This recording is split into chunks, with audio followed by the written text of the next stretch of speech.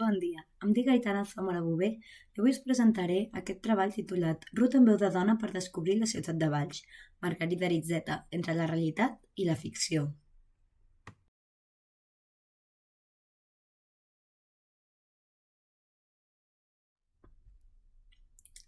Es parteix d'una pregunta aparentment senzilla, però que obre un camp d'estudi ric i complex. Què és una ruta literària?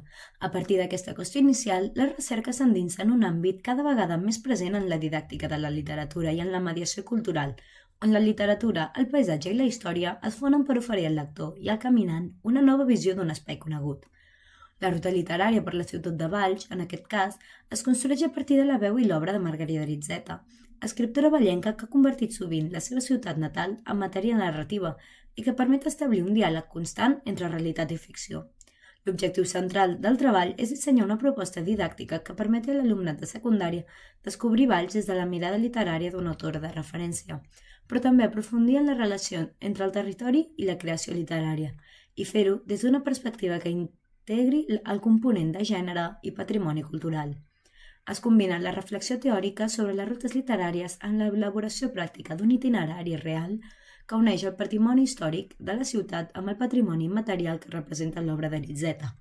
És també una manera de fer visible una escriptora sovint absent dels manuals escolars i d'apropar la literatura catalana contemporània al seu context més immediat. Margarida Aritzeta i Abat va néixer a Valls el 20 de juliol de 1953, concretament a la Masia Cardellà, i és considerada una de les escriptores vallenques més prolífiques a l'actualitat. Al llarg de la seva trajectòria ha combinat l'activitat literària amb una dilatada carrera docent i acadèmica. Després d'iniciar estudis de Belles Arts a Barcelona, es va orientar cap a les humanitats, llicenciant-se en Història Moderna per la Universitat de Barcelona i doctorant-se en Filologia Catalana amb una tesi sobre el poeta Josep Lleonart.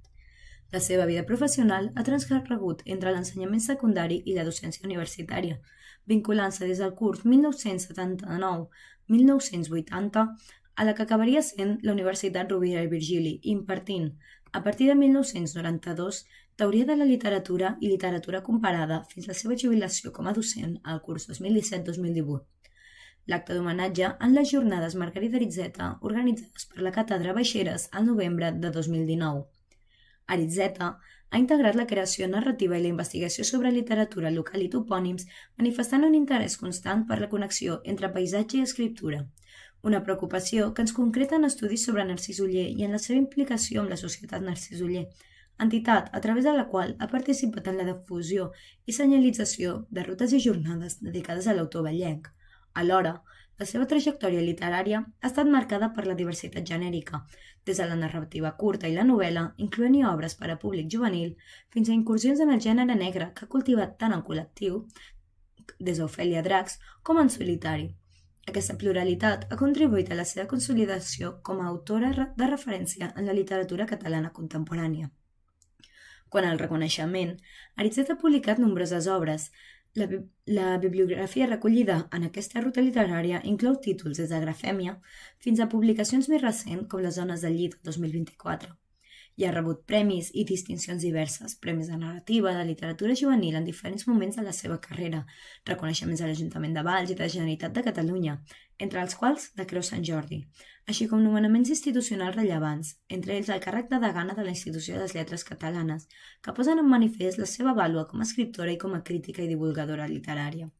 Finalment, en termes de genealogia intel·lectual, el treball recull l'afiliació d'Aritzeta en la tradició de dones escriptores que han projectat una mirada femenina i complexa sobre la realitat i subratlla la seva relació amb autores i corrents diversos, tant catalans com europeus, que posen el focus en la memòria, la consciència i l'exploració identitària. Aquesta posició la situa com a autora capaç d'articular una veu pròpia que dialoga tant amb la història local com amb debats més amplis en la literatura catalana contemporània.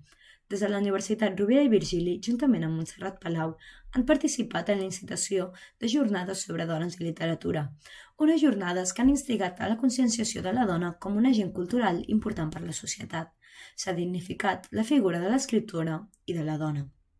En el context de Valls, Aritzeta no sols és narradora, sinó que també una intel·lectual compromesa amb la seva ciutat implicada en activitats culturals i en la difusió del patrimoni literari. La seva obra reflecteix d'una manera o altra aquest vincle amb l'espai originari, un espai que apareix literaturitzat i transfigurat però sempre reconeixible. A partir d'aquest marc, es posa en relleu la importància de la seva contribució al teixit cultural vallenc i la necessitat d'integrar la seva veu dins del cànon local i escolar, tot recuperant així la memòria de la seva producció sagística narrativa com a part essencial del patrimoni literari català contemporani. Amb l'objectiu de poder experimentar la ciutat de Valls en veu de dona, s'ha creat una ruta literària per la ciutat que permet establir un diàleg constant entre el territori i la literatura. Tal com assenyala Soldevila, una ruta literària només té sentit si aconsegueix confegir un relat que pugui transmetre a les persones que la segueixin. Aquesta idea vertebra tot aquest projecte. La ciutat es converteix en el text i el text en una forma de cartografia a la memòria col·lectiva. La ruta proposada inclou 13 punts clau de la ciutat, començant per la plaça del Quarter, el passeig dels Caputxins, una guixeta de la 11, el teatre principal, la seu de l'Institut d'Estudis Vallencs, el pati, la casa natal de Narcís Oller, la plaça del Blat, la cruïlla dels carrers Sant Antoni, Carnisseria i Jueus, la plaça de les Garrofes, l'església del Carme i tornant pel pati i finalment el retorn a la plaça del Quarter, fent d'aquesta una ruta circular. Cada espai hi és interpretat com un lloc literaturitzat, és a dir, com a punt on la realitat física i la representació simbòlica es fonen. Cada punt es vincula amb una etapa de la vida de l'escriptora, ja sigui des de la recerca dels seus orígens, la seva etapa de novel·la negra o la de literatització i ficcionalització d'esdeveniments verídics. Seguint els criteris de Soldevila, s'hi distingeixen els llocs tangencials, literaris o literaturitzats i es treballa la seva transformació en escenaris narratius. En aquests indrets, la veu d'Aritzeta, a través de fragments seleccionats de les seves obres, permet descobrir Valls sota una nova llum, no com a espai fix, sinó com un territori viu, transitat per la memòria i la ficció. Aquesta mirada literària sobre l'espai urbà converteix la ruta en una experiència cultural que enllaça patrimoni material i immaterial. El recorregut, a més, pretén oferir a l'alumnat l'oportunitat de viure la literatura fora de l'aula, d'evitar els espais de l'autora i de comprendre el paisatge com pot ser aquest una font d'inspiració i alhora objecte de lectura.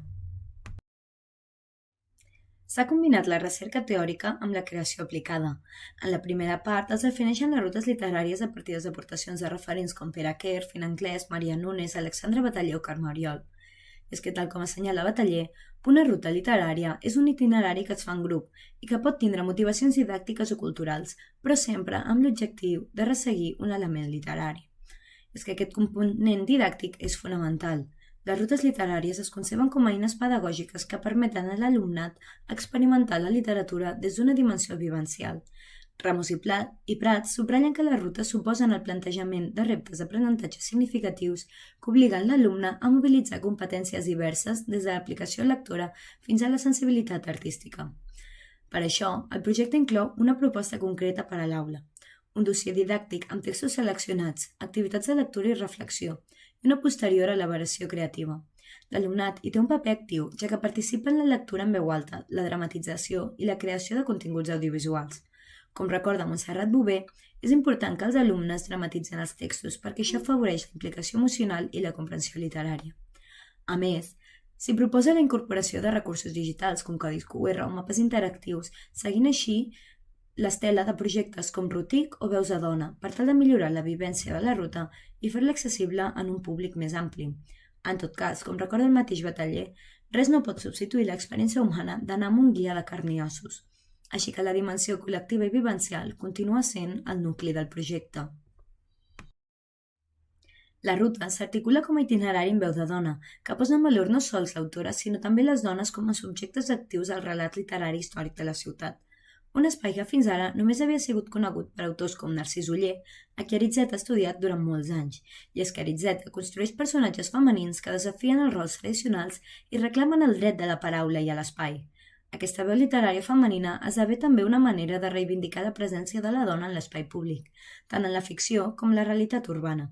Caminar pels escenaris de les seves obres és, doncs, una manera d'escoltar i de fer visible aquesta mirada.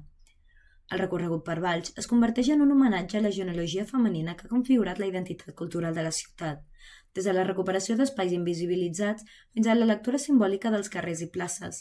La ruta mostra com la literatura pot transformar la percepció de l'espai i convertir-lo en un espai d'igualtat i memòria.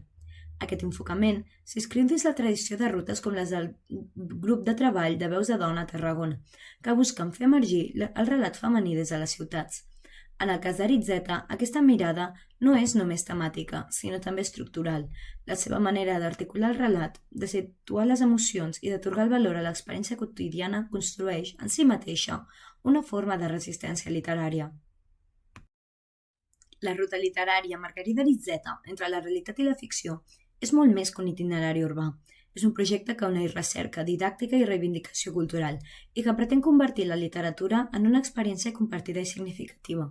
Des del punt de vista acadèmic, el treball aporta una sistematització del concepte de ruta literària dins de la tradició catalana contemporània i el vincula amb una proposta d'una autora i una ciutat concretes. Des del punt de vista didàctic, ofereix una eina pràctica per fomentar la lectura, la interpretació i la participació activa de l'alumnat. Des del punt de vista simbòlic, recupera la figura d'una escriptora que ha sabut transformar la seva ciutat en espai de memòria i de creació. A través d'aquest recorregut, Valls es converteix en escenari d'una doble descoberta, la descoberta de l'espai real amb el seu patrimoni i la seva història i la descoberta de l'espai literari, on la paraula d'Aritzeta revela allò que sovint roman ocult. La ruta així uneix el passat i el present, la realitat i la ficció, ciutat i literatura, i ho fa des d'una perspectiva que reivindica la veu de dona com a centre del relat cultural. En definitiva, aquest projecte mostra com la literatura pot sortir de les aules i tornar al carrer, com pot dialogar amb la pedra, amb la memòria i amb la vida i com, gràcies a autores com Margarida Aritzeta, la ciutat de Valls es pot llegir i viure en clau femenina i literària.